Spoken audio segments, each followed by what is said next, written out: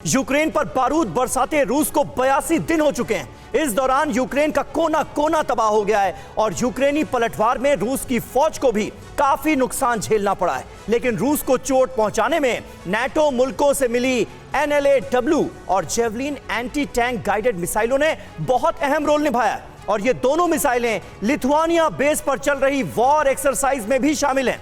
देखिए TV9 भारतवर्ष के reporter Ashish Singh और कैमरामैन संजीत की एक और वर्ल्ड एक्सक्लूसिव रिपोर्ट।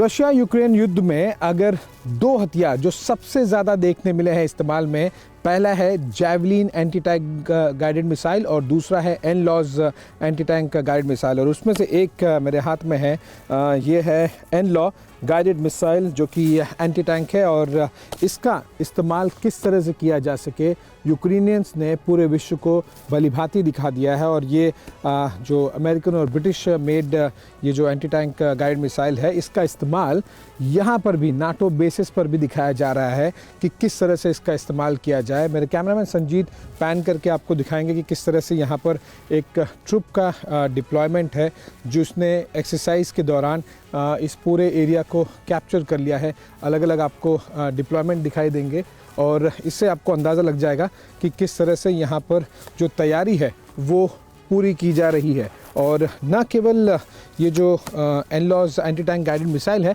बल्कि जेवलिन जो कि सबसे ज़्यादा इस्तेमाल हुई है वो भी मैं दिखाऊंगा यहाँ पर किस तरह से उसका इस्तेमाल की ट्रेनिंग दी जा रही है। तो ये देखिए, ये एनलॉ corporal could you just hold this for me, thanks. और ये जेवलिन एंटी टैंक मिसाइल जो कि यूक्रेनियंस ने भली भांति पूरे विश्व को दिखा दिया कि किस तरह से इसका इस्तेमाल किया जा सकता है। और मैं भी यहाँ पर क्योंकि एक्सरसाइज चल रही है तो हल्का सा अपने हाथ आजमा के देख रहा हूँ कि किस तरह से इसका इस्तेमाल किया जा सकता है। तो ये है जेवलिन मिसाइल, यहाँ पर जो ब्रिटिश सोल्जर्स हैं वो ला कर दिखा रहे हैं लिथुआनियंस को और जो बाकी नाटो के देश हैं उनकी सेनाओं को कि किस तरह से इस जेवलिन मिसाइल का इस्तेमाल किया जाए। ये एंटी टैंक गाइड मिसाइल है, जाहिर सी बात है कि ये प्रोवाइड किया गया है यूक्रेनियंस को और इसीलिए इसका खौफ भी काफ़ी ज़्यादा है रशियन में। और रशियन सेना को किस तरह से दिखाया जा सके और जब ज़रूरत पड़े तो इसे किस तरह से इस्तेमाल किया जा सके, चाहे वो यूक्रेनियंस हो या फिर नाटो के और भी कोई देश हो। इसके अलावा यहाँ पर जो बाकी हथियार हैं जैसे कि ये है 7.62 mm general purpose machine gun, और ये सब गोलियाँ और हथियार देखकर इस बात का अंदाज़ा लगता है कि कितनी ज़्यादा तैयारियाँ यहाँ पर की जा रही हैं। और ये केवल और केवल नॉर्मल एक्सरसाइज नहीं है, ये ऐसे टेंस समय में इस तरह के हथियारों का इस्तेमाल और एक्सरसाइज बहुत इंटेंसिटी के साथ में की जा रही है।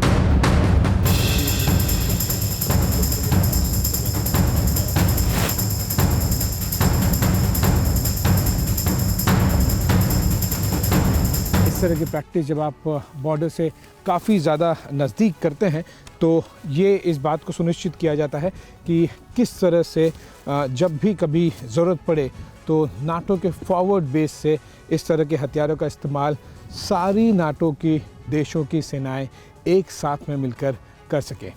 कैमरामैन संजीत के साथ मैं आशीष सिंह, नाटो के लिथुआनिया रुकला ट्रेनिंग एरिया से TV9 भारतवर्ष के लिए। परवाह देश की, सोमवार से शुक्रवार रात 10 बजे TV9 भारतवर्ष पर।